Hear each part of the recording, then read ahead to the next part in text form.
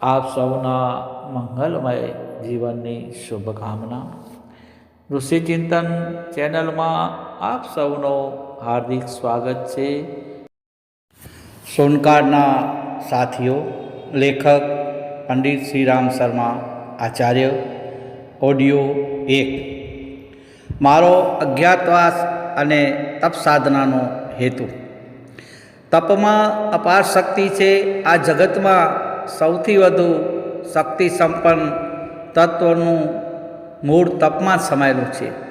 સૂર્ય તપે છે એટલે તે સમસ્ત વિશ્વને જીવન પ્રદાન કરનાર પ્રાણ ભંડારનો માલિક છે। ઉનાળાના ધોમધકતા તાપથી વાયુમંડળ ગરમ થાય છે ત્યારે જ મંગળકારી વરસાદ થાય છે। સોનું પણ તપીને જ સાચું, તેજસ્વી અને કિંમતી બને છે। બધી ધાતુઓ જ્યારે ખાણમાંથી નીકળે છે ત્યારે દૂષિત અને ભેળસેળવાળી તેમજ કાચી હોય છે, પરંતુ તેમને કેટલીય વાર ભઠ્ઠીમાં તપાવીએ, ઓગાળીએ અને ગાળીએ છીએ ત્યારે તે શુદ્ધ અને કિંમતી બને છે। કાચી માટીમાંથી બનેલા રમકડા કાચા હોય છે અને સહેજ ટક્કર લાગતાં જ તે તૂટી જાય છે। ભઠ્ઠીમાં તપાવ્યા બાદ તે મજબૂત અને પાકા લાલ રંગના બને છે। કાચી ઈંટો ભઠ્ઠામાં તપાવ્યા અને પકાવ્યા બાદ પથ્થર જેવી કઠણ થઈ જાય છે। મામૂલી કાંકરા પકાવ્યા બાદ ચૂનો બને છે અને જેના વડે વિશાળ મહેલો બને છે જે સેંકડો વર્ષ સુધી ઊભા રહી શકે છે। મામૂલી અબરખને જ્યારે અગ્નિમાં 100 વાર તપાવીએ છીએ ત્યારે તેમાંથી ચંદ્રોદય રસ બને છે। કેટલીય વાર અગ્નિમાં બળ્યા પછી જ ધાતુઓની મૂલ્યવાન ભસ્મ તૈયાર થાય છે, જેના યોગ્ય ઉપયોગથી દુઃખદાયક રોગોથી મુક્તિ થઈ રોગી અને અશક્ત વ્યક્તિઓને પુનર્જીવન મેળવે છે। સામાન્ય રીતે કાચા અનાજ, શાક, દાળ વગેરે અપાચ્ય અને અરુચિકર હોય છે, તેમજ સ્વાદિષ્ટ પણ લાગતા નથી। રાંધવાની ક્રિયામાં ગરમ થયા બાદ તે સુપાચ્ય, રુચિકર અને સ્વાદિષ્ટ બને છે। ધોબીની ભઠ્ઠીમાં ઉકાળ્યા બાદ જ મેલા કપડાં સ્વચ્છ અને ઉજળા થાય છે। પેટના જઠરાગ્નિ દ્વારા પચાવેલું અનાજ હાડકાં અને લોહીનું રૂપ ધારણ કરી આપણા શરીરનો ભાગ બને છે। જે અગ્નિ સંસ્કારની તપવાની ક્રિયા બંધ થાય તો નિશ્ચિત રૂપે વિકાસનો સમગ્ર ક્રમ જ બંધ થઈ જાય। પ્રકૃતિ તપે છે એટલે જ સૃષ્ટિની બધી જ સંચાલન વ્યવસ્થા ચાલે છે।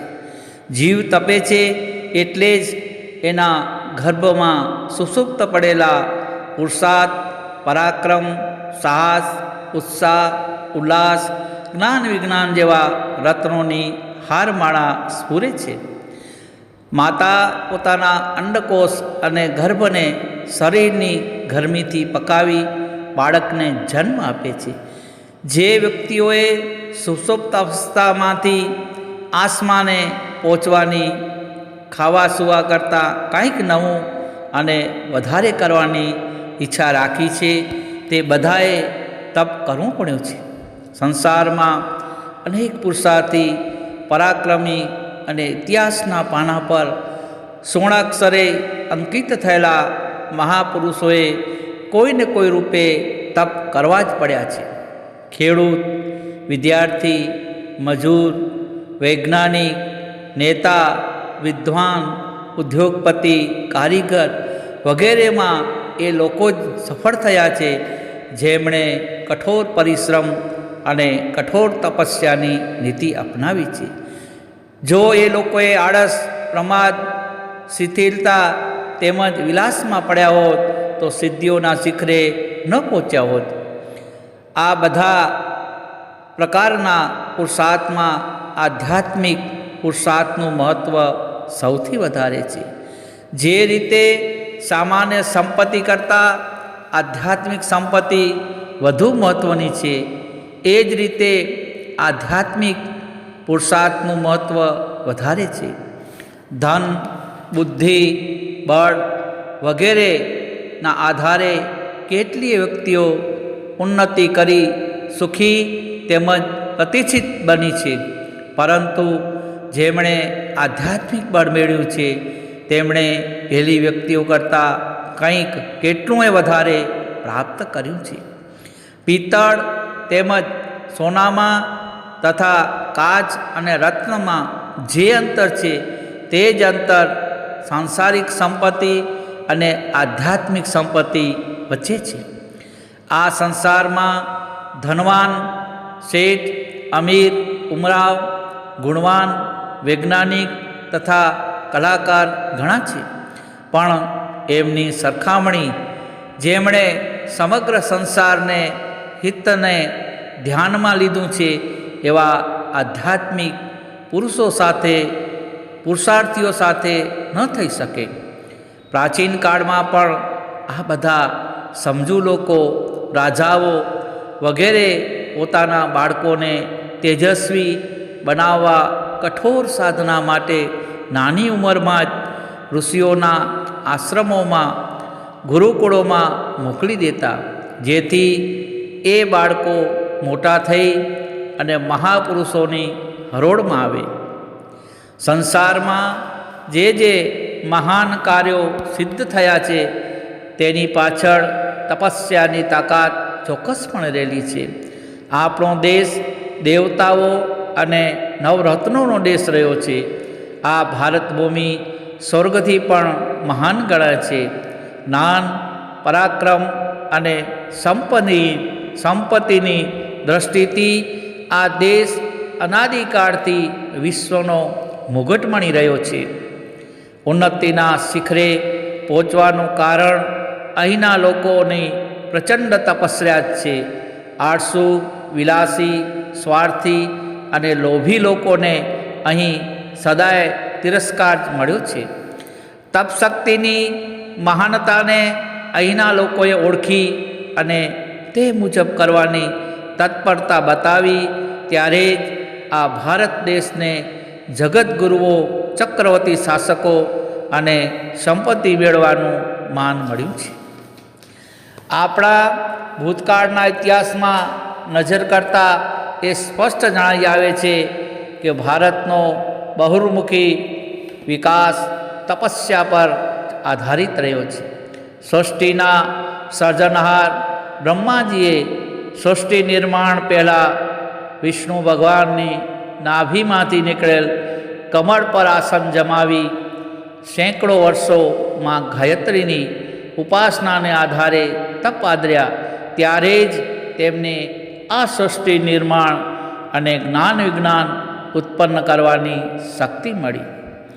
માનવ ધર્મના ભગવાન મનુએ પોતાની રાણી શતરૂપા સાથે પ્રચંડ તપ આદર્યા બાદ જ પોતાની મહત્ત્વની જવાબદારી પૂરી કરી હતી. ભગવાન શંકર સ્વયં તપરૂપ હતા. તેમનું કર્તવ્ય શરૂઆતથી જ તપ સાધનાનું રહ્યું. શેષનાગે તપોબળથી જ આ પૃથ્વીને પોતાના માથા પર ઉઠાવી છે. 7 ઋષિઓએ આ માર્ગે જ લાંબા સમય સુધી કર્તવ્યશીલ રહીને એવી સિદ્ધિ મેળવી કે જેથી એમના નામ સદાયને માટે અજર અમર થઈ ગયા. દેવતાઓના ગુરુ બૃહસ્પતિ અને દૈત્યોના ગુરુ શુક્રાચાર્ય પોતપોતાના શિષ્યોના કલ્યાણાર્થે તપ સાધનાને આધારે માર્ગદર્શન આપી રહ્યા હતા. નવી સૃષ્ટિ રચનાર વિશ્વામિત્ર અને રઘુવંશના રાજાઓને પેઢીઓ સુધી માર્ગદર્શન આપનાર વશિષ્ઠ ઋષિની ક્ષમતા સાધના અને તપમાં જ સમાયેલી હતી. એકવાર રાજા વિશ્વામિત્ર વનમાં પોતાની સેના લઈને ગયા ત્યારે પોતાની પાસે કાંઈ ન હોવા છતાં વશિષ્ઠજીએ સમગ્ર સેનાને જમવાની આગતા સ્વાગતા કરી તો વિશ્વામિત્ર આશ્ચર્યચકિત થયા. કંઈક વાંધો પડતા શસ્ત્રહીન વશિષ્ઠજી અને વિશાળ સેનાધારી વિશ્વામિત્રને ઝઘડો થયો.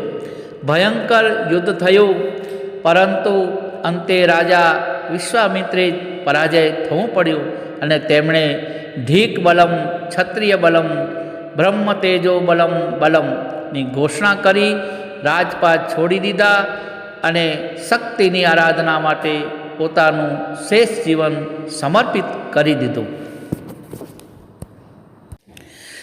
રાજા ભગીરથના નર્કમાં પડી રહેલા પૂર્વજોના ઉદ્ધાર માટે તેમજ તરસી ધરતીને તૃપ્ત કરવા જન સમાજના કલ્યાણ માટે ગંગા અવતરણની આવશ્યકતા હતી. આ મહાન હેતુ પૂર્ણ કરવા લૌકિક પુરુષાર્થ નહીં પણ તપશક્તિની જરૂર હતી. ભગીરથ રાજા કઠોર તપસ્યા કરવા વનમાં ગયા અને પોતાની સાધનાથી ગંગાજીને પ્રભાવિત કરીને તેમને પૃથ્વી પર અવતરવા શિવજીને તેમની જટામાં ગંગાજીને ઝીલવા તૈયાર કર્યા. આવું કામ સહેલાઈથી થતું નથી. તપશક્તિ એ જ આવું ભગીરથ કાર્ય શક્ય બનાવ્યું છે. ચવન ઋષિ ઘણા વર્ષોથી એવું કઠોર તપ કરી રહ્યા હતા કે એમના આખા શરીર પર ઊંધઈએ રાફડો બનાવ્યો. ઋષિનું આખું શરીર માટીના ઢગલા જેવું થઈ ગયું. રાજકુમારી સુકન્યાએ ઢગલાના છિદ્રોમાં બે ચમકતી ચીજો જોઈ તેમાં કાંટા ભોંકી દીધા. આ ચમકદાર ચીજો તો ચવન ઋષિની આંખો હતી. ચવન ઋષિએ પોતાની અંદર રહેલા સુષુપ્ત કેન્દ્રોને જાગૃત કરી પરમાત્માના અખૂટ ભંડારથી પોતે કંઈક મેળવા લાયક બને તે માટે આવું તપ કરેલું. સુખદેવજી જન્મથી સાધનામાં વ્યસ્ત રહ્યા. તેઓ એવું માનતા હતા કે માનવ જીવનનો સદુપયોગ તૃષ્ણજન્ય પ્રલોભનો તેમજ મન બહેકાવતી બાબતોથી દૂર જ નમસ્કાર કરી બ્રહ્મજ્ઞાન અને બ્રહ્મતત્વ જેવા આધ્યાત્મિક હેતુ માટે કરવો જોઈએ. સાધારણ રાજકુમારની જેમ ધ્રુવ જો મોજ મજાનું જીવન વિતાવ્યા હોત, તે તપસ્વી બ્રહ્માંડનું કેન્દ્ર બિંદુ ધ્રુવ તારો બની પોતાની જાતને અમર બનાવી શક્યા ન હોત. તપસ્વી જીવનમાં એમને એવું રાજપાટ મળ્યું કે પિતાની દયા કૃપાથી પણ આવડું મોટું રાજ્ય ન મળ્યું હોત. ધરતી પર વેરાઈ ગયેલા અન્નકણો વીણીને પોતાનો નિર્વાહ કરનાર કર્ણાદ ઋષિ, વડના દૂધ પર નિર્વાહ કરનાર વાલ્મીકી ઋષિ વગેરે ભૌતિક વિલાસથી વંચિત તો રહ્યા, પણ તેના બદલામાં તેમને જે કંઈ મળ્યું તે મહાન સંપત્તિ કરતાંય સહેજે ઉતરતું ન હતું. ભગવાન બુદ્ધ અને ભગવાન મહાવીરે એ સમયના લોકોની દુર્ગતિ દૂર કરવા પોતાની તપસ્યાનો બ્રહ્માસ્ત્રના રૂપમાં ઉપયોગ કર્યો. વ્યાપક હિંસા અને આસુરી વાતાવરણને દયા અને અહિંસામાં ફેરવી નાખ્યું.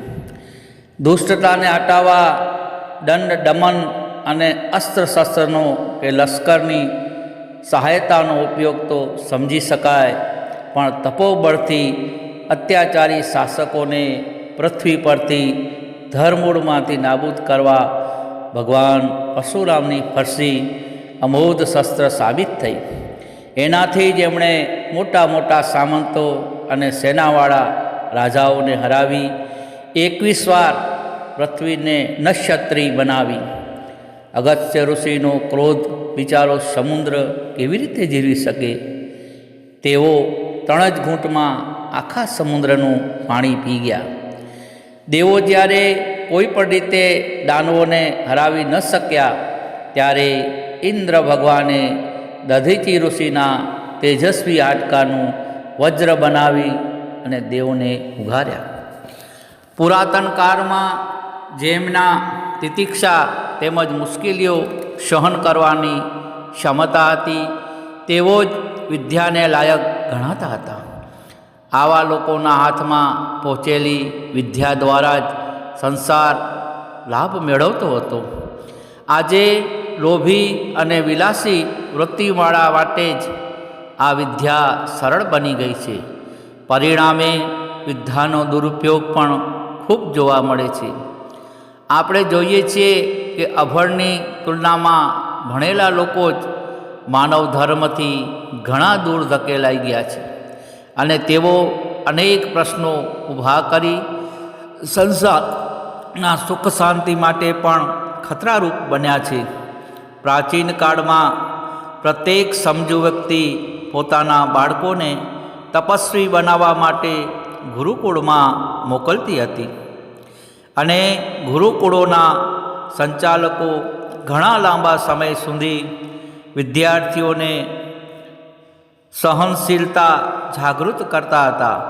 જે વિદ્યાર્થીઓ પ્રારંભિક પરીક્ષામાં સફળ થતા તેમને જ લાયક ઠેરવી વિદ્યા પ્રદાન કરતા હતા.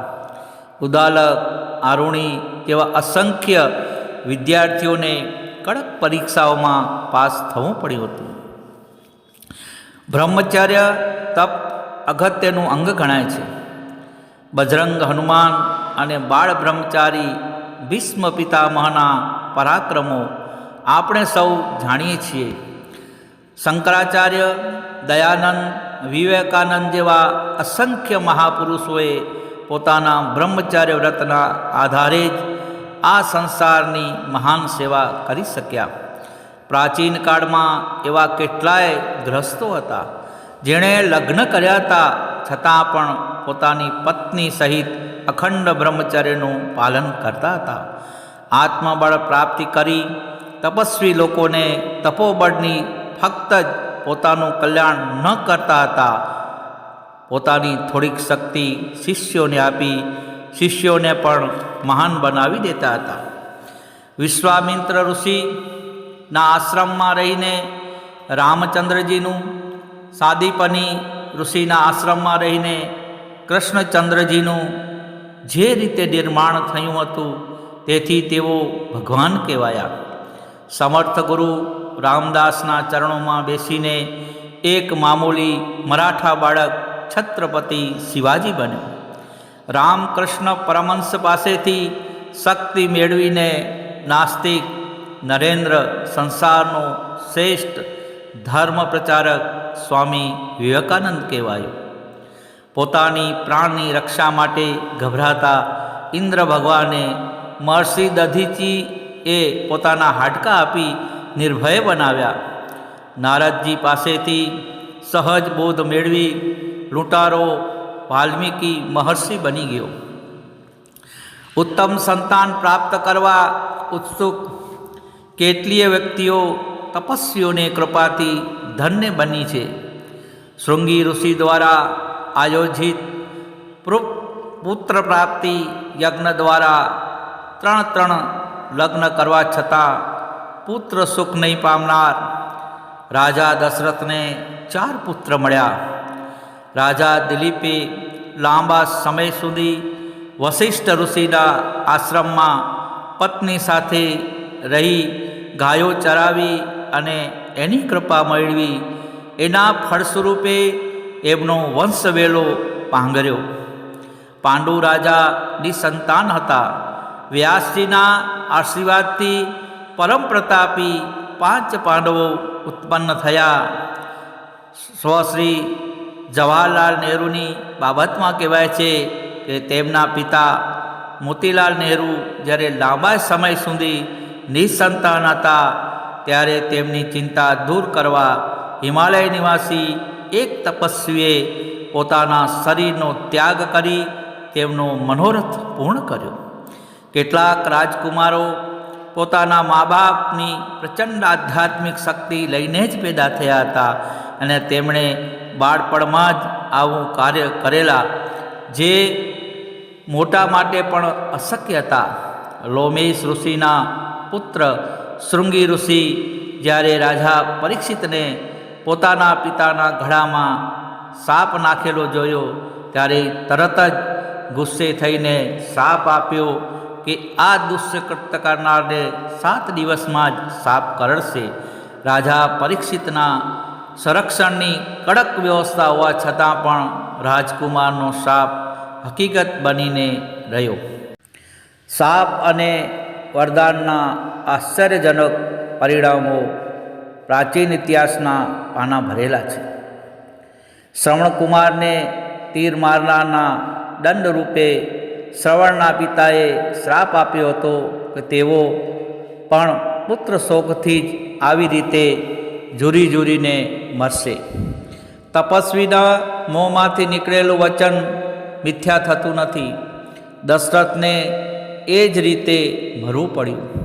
પ્રસન્ન થઈ દેવતાઓની જેમ તપસ્વી ઋષિઓ વરદાન પણ આપતા હતા અને દુઃખ અને દરિદ્રથી પીડાતી અનેક વ્યક્તિઓ સુખ શાંતિ મેળવી શકતી. ફક્ત પુરુષો નહીં પણ તપ સાધના ક્ષેત્રે ભારતની સ્ત્રીઓ પણ પાછળ ન હતી. પાર્વતીએ પ્રચંડ તપ કરી સમર્થ સંહારક સમાધિ સ્થિત શંકરજીને લગ્ન કરવા મજબૂર કર્યા. અનસૂયાએ પોતાની આત્મશક્તિથી બ્રહ્મા વિષ્ણુ અને મહેશને નાના બાળકોમાં ફેરવી દીધા હતા. સુકન્યાએ તપ કરીને પોતાના વૃદ્ધ પતિને યુવાન બનાવ્યા.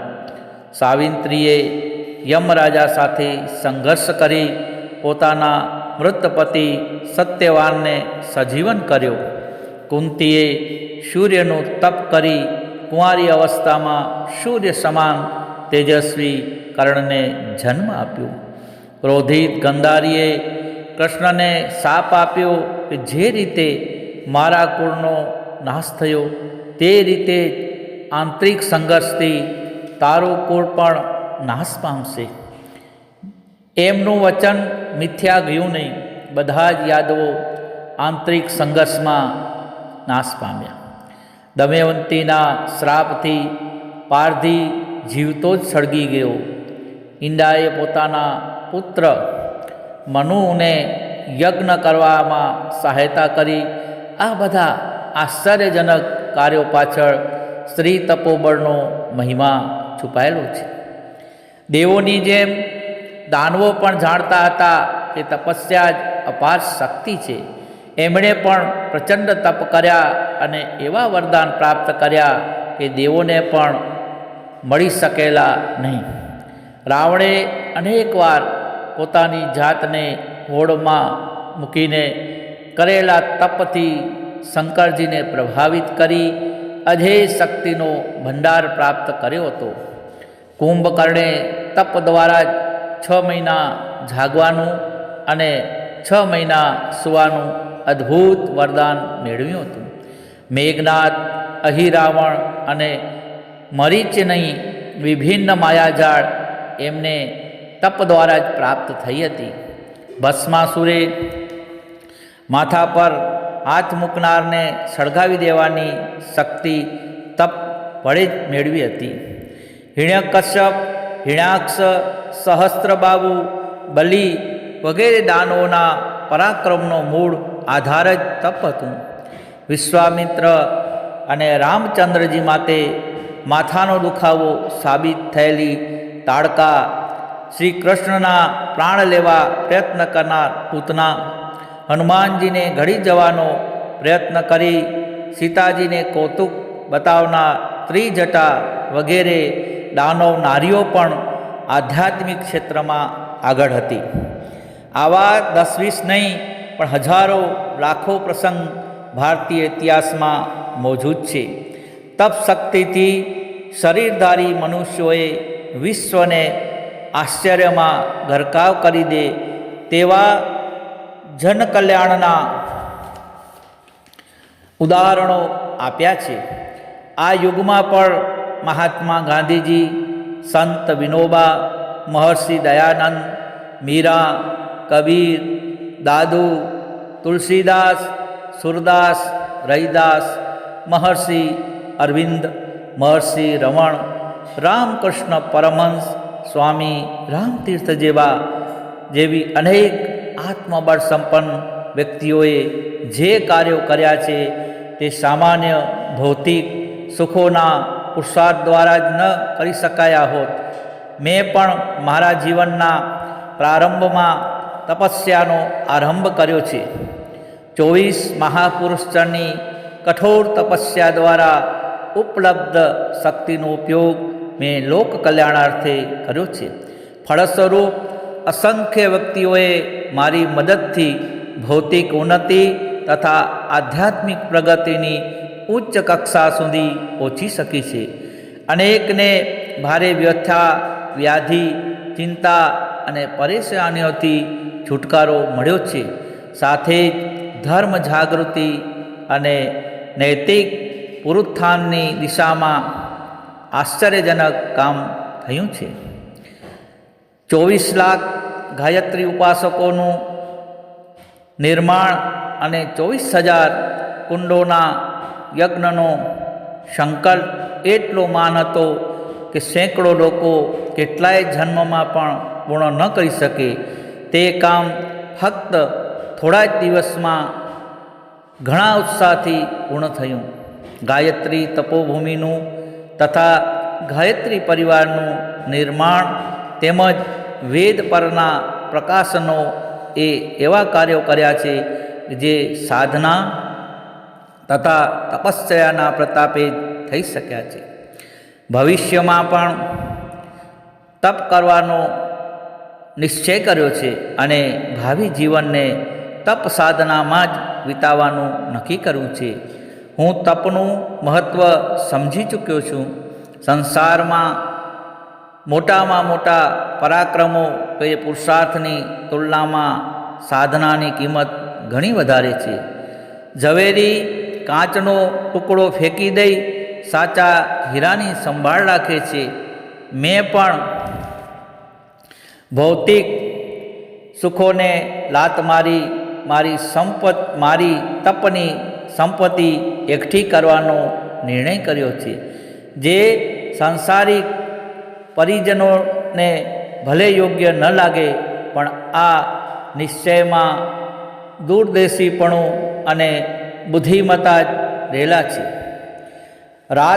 રાજનીતિજ્ઞો અને વૈજ્ઞાનિકો હાલ જે પણ કંઈ કરી રહ્યા છે તે ફક્ત અગ્નિ ભડકાવનારું તથા નાશ કરનારું છે. એવા શસ્ત્રો બની રહ્યા છે જે વિરોધી દેશોને નષ્ટ કરી નાખી અને પોતાના વિજયનો ડંકો વગાડે. પરંતુ એવા શસ્ત્રો કોઈ નથી બનાવતું કે જે સળગેલી આગને બુઝાવી શકે, આગ સળગાવનારા હાથોને રોકી શકે અને જેમના દિલ દિમાગમાં ફક્ત સંહારનો દાવાનળ સળગે છે એમાં શાંતિ અને કલ્યાણનો મધુર રસ ફેલાવી શકે. આવા અતિ શાંતિ શસ્ત્રોનું નિર્માણ રાજધાનીઓમાં કે વૈજ્ઞાનિક પ્રયોગશાળામાં ન થઈ શકે. પ્રાચીન કાળમાં પણ જ્યારે આવી જરૂરત ઊભી થઈ ત્યારે તપોવનની પ્રયોગશાળામાં તપ સાધનાના મહાન પ્રયત્નો દ્વારા શાંતિ શસ્ત્રો તૈયાર કરાયા હતા. વર્તમાન કાળમાં પણ અનેક આત્માઓ આવા પ્રયત્નો માટે આગળ આવી રહ્યા છે. સંસારને, માનવજાતિને સુખી અને ઉન્નત બનાવવા માટે કેટલાય પ્રયત્નો થઈ રહ્યા છે. ઉદ્યોગ ધંધા, કારખાના, રેલવે, તાર, રસ્તા, બંધ, શાળાઓ, દવાખાનું વગેરેનું ઘણું નિર્માણ થતું રહ્યું છે. એનાથી ગરીબી, બીમારી, નિરક્ષરતા અને અસભ્યતા ઓછી થવાની આશા રાખવામાં આવે છે. પરંતુ માનવ હૃદયમાં પ્રેમ અને આત્મીયતાનું, સ્નેહ અને સૌજન્યનું, આસ્તિકતા અને ધાર્મિકતાનું, સેવા અને સંયમનું ઝરણું વહેતું કર્યા સિવાય વિશ્વ શાંતિની દિશામાં કોઈ કાર્ય થઈ શકશે નહીં. જ્યાં સુધી સન્માર્ગની પ્રેરણા આપનાર ગાંધીજી, દયાનંદ, શંકરાચાર્ય, બુદ્ધ, મહાવીર, નારદ તથા વ્યાસ જેવા આત્મબળ સંપન્ન માર્ગદર્શક ન હોય ત્યાં સુધી લોકમાનસને ઊંચે લાવવાના પ્રયત્નો નિષ્ફળ જશે. લોકમાનસને ઊંચે લાવ્યા વિના પવિત્ર અને આદર્શવાદી ભાવનાઓ ઉત્પન્ન કર્યા વિના ઈર્ષા, દ્વેષ, શોષણ, અપહરણ, આળસ, વ્યભિચાર, પાપાચાર વગેરે દૂર થઈ શકશે નહીં. જ્યાં સુધી કલેશ, કલહ, રોગ, ગરીબી વગેરેથી માનવજાતને કદીએ છુટકારો મળશે નહીં.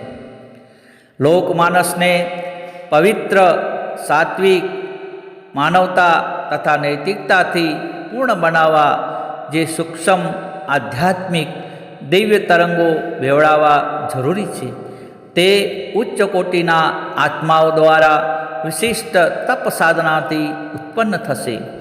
માનવતાની ધર્મ અને સંસ્કૃતિની આ મોટી સેવા છે. હાલના જમાનામાં આવા પ્રયત્નો ખૂબ જ જરૂરી છે, કારણ કે જેમ જેમ દિવસો વીતતા જાય છે તેમ તેમ દુષ્ટ અને આસુરી તત્વોનું પલું વધુને વધુ નમતું જાય છે. વધુ રાહ જોવામાં અહિત અને અનિષ્ટ થવાની સંભાવના વધશે. સમયના પોકારને મને આ પગલું લેવાની પ્રેરણા આપી. આમ જ્યારથી યજ્ઞોપવિત સંસ્કાર ગ્રહણ કર્યા ત્યારથી જ નિત્ય નિમિત્ત 6 કલાકની ગાયત્રી ઉપાસના ચાલુ છે. પરંતુ મોટા ઉદ્દેશ્યો માટે જે આધ્યાત્મિક સાધના અને પ્રચંડ તપોબળની આવશ્યકતા હોય છે, તે માટે 1 વર્ષ સુધી ઋષિઓની તપોભૂમિ હિમાલયમાં રહીને ખાસ હેતુસર તપ કરવું જરૂરી લાગ્યું. આ તપ સાધના પાછળ કોઈ વ્યક્તિગત સ્વાર્થ ન હતો. સ્વર્ગ અને મોક્ષની કોઈ દિવસ લાલચ રહી નથી અને રહેશે પણ નહીં. અનેકવાર માનવજાતિના કલ્યાણ માટેની પ્રતિજ્ઞા લીધી છે, તો પછી પીછેહટ શા માટે કરવી? વિશ્વહિત જ મારું હિત છે ને એ લક્ષ્ય સાથે તપના ઉગ્ર તાપમાં આ શરીરને વધારે તપાવવાનું હાલનું પગલું લીધું છે.